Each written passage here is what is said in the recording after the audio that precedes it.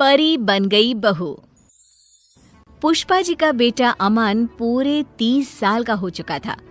पुष्पा जी के परिवार में उनके पति और इकलौता बेटा अमन ही था। पुष्पा जी अपने बेटे अमन की जल्दी से शादी करवाना चाहती थी, लेकिन अमन था कि उसे कोई लड़की पसंद ही नहीं आ रही थी, क्योंकि अमन जो नौकरी करता था उसमें उसे बहुत ज्यादा तनख्वाह नहीं मिलती थी। एक दिन सुबह के वक्त अमन के पिता कहते हैं, अरे अमन बेटा, तुम जल्दी कोई नौकरी बदल लो। इतनी कम तनख्वाह में तो तुम्हारे लिए लड़की ढूंढना बहुत मुश्किल होता जा रहा है। पापा, आप तो जानते हैं ना मैं कितनी कोशिश कर रहा हूँ, लेकिन इस वक्त तो लोगों को नई नौकरी मिलना तो दूर, पुरानी नौकरी बचाना भी मुश्किल पड़ रहा है। हाँ, वैसे बात तो तेरी ठीक है बेटा, लेकिन क्या करें, तेरी उम्र 30 साल की हो गई है और अगर जल्दी तेरी शादी हुई नहीं तो क्या होगा आगे चलकर। अरे मम्मी पापा, मैं बार बार शादी की बात सुनकर बहुत थक गया हूँ, और ये सुबह ऑफिस जाते वक्त ये सब बातें नहीं हो तो बेहतर है। लेकिन मैं भी क्या करूँ बेटा, अब मैं भी बूढ़ी हो चुकी हूँ। जल्दी से घर में बहू आ जाए, घर के काम काज में मेरा थोड़ा हाथ बंटवा दे तो मुझे भी कुछ सहारा मिले ना। मैं समझता हूँ, लेकिन मैं क्या कर सकता हूँ। कभी आपको लड़की पसंद नहीं आती और कभी मुझे। अच्छा चलो, कोई बात नहीं अमन बेटा, अभी तुम आराम से ऑफिस जाओ। मेरे दूर के एक दोस्त हैं, उनका फ़ोन आया था। उनकी रिश्तेदारी में कोई लड़की है, कल हमें उसे देखने जाना है। फिर से लड़की देखने जाना है पापा? मैं परेशान हो चुका हूँ ये बार बार नई नई लड़कियां देख देख कर। अरे अब ये तो करना ही पड़ेगा ना, तुम्हें इसमें भी कोई परेशानी है? नहीं माँ, कोई परेशानी नहीं है। ठीक है, मैं कल आपके साथ लड़की देखने चलूंगा। अमन परेशान होकर अपने ऑफिस चला जाता है और अगले दिन अमन और उसके मम्मी पापा लड़की देखने के लिए लड़की वालों के घर जाते हैं। लड़की की माँ कहती है, ये हमारी बेटी है सुधा, बहुत संस्कारी है हमारी बच्ची। जी हाँ, आपकी बेटी तो देखने में भी काफी अच्छी लग रही है। भाई मुझे तो ये बहुत पसंद है। अब आपको भी हमारा बेटा पसंद हो तो आप भी बता दीजिए। देखो बहन जी, दिखने में तो आपका बेटा भी काफी अच्छा दिखता है। बस अब यही जानना बाकी रह गया है कि आपका बेटा कमाता क्या है।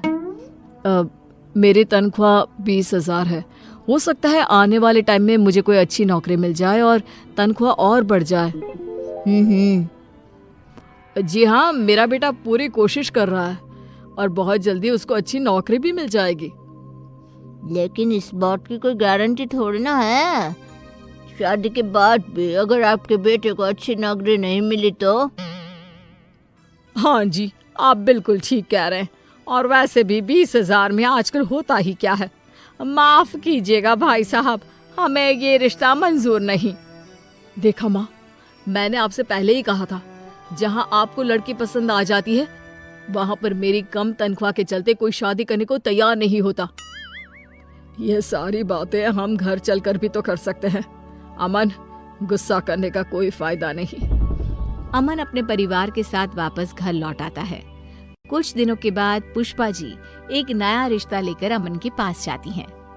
अमन बेटा, देखो मेरी सहेली की बेटी है, इसका रिश्ता आया है तुम्हारे लिए।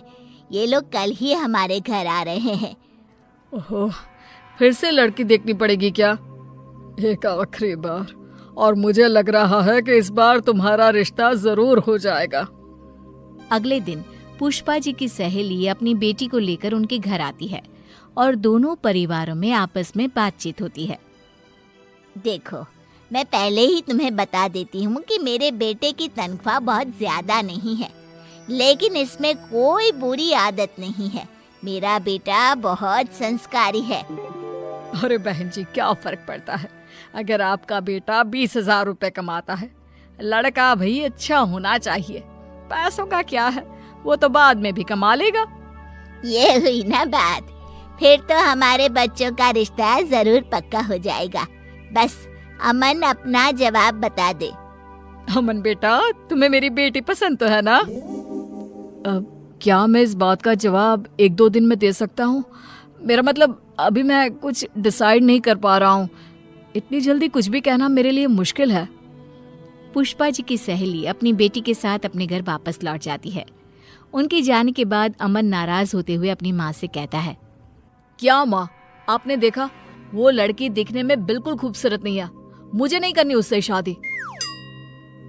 तुम्हारी बात तो ठीक है बेटा, लेकिन अब हमारे सामने कोई चारा भी नहीं है। उस लड़की को तुम्हारी कम तनख्वाह से कोई फर्क नहीं पड़ता। मेरे हिसाब से तो ये बहुत अच्छा रिश्ता है।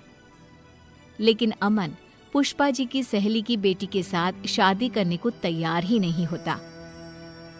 फिर से वही बात हो गई। कभी लड़की सुंदर नहीं मिलती, और अगर लड़की सुंदर मिलती है तो तुम्हारी तनख्वाह की वजह से रिश्ता नहीं हो पाता। अमन अपने मम्मी पापा की बातों से परेशान होकर घर से बाहर निकल जाता है। रात बहुत हो चुकी थी।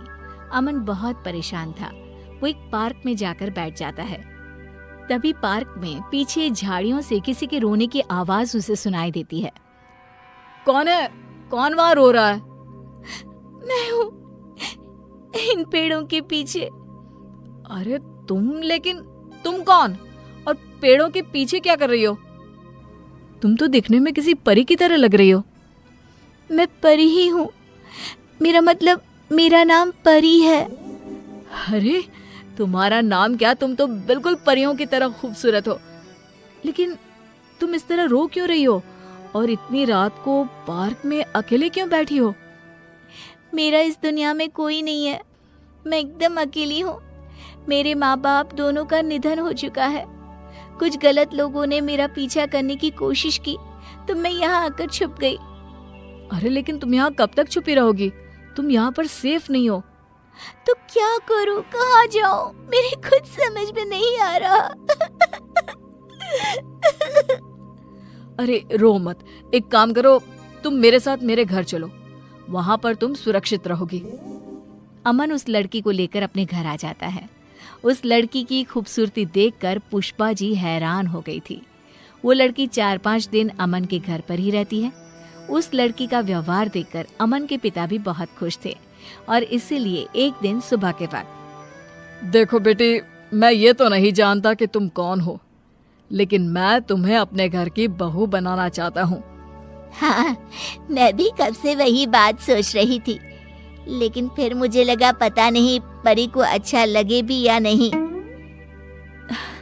मुझे इस बात से कोई ऐतराज नहीं है। वैसे भी आप लोगों ने मुझे इतना प्यार दिया है, लेकिन अगर अमन जी कहेंगे तो ही मैं उनसे शादी करूंगी। मैंने तो जब तुम्हें पहली बार देखा था ना, तभी अपनी पत्नी बनाने का फैसला कर लिया था। तुम हो ही इतनी खूबसूरत, और फिर तुम्हें मेरी कम पैसों वाली नौकरी से भी तो कोई परहेज नहीं है। नहीं, मुझे आपका परिवार बहुत अच्छा लगा और मैं हमेशा आप लोगों के साथ रहना चाहती हूँ। और इस तरह पुष्पा जी को परी के रूप में एक बेहद खूबसूरत बहू मिल गई।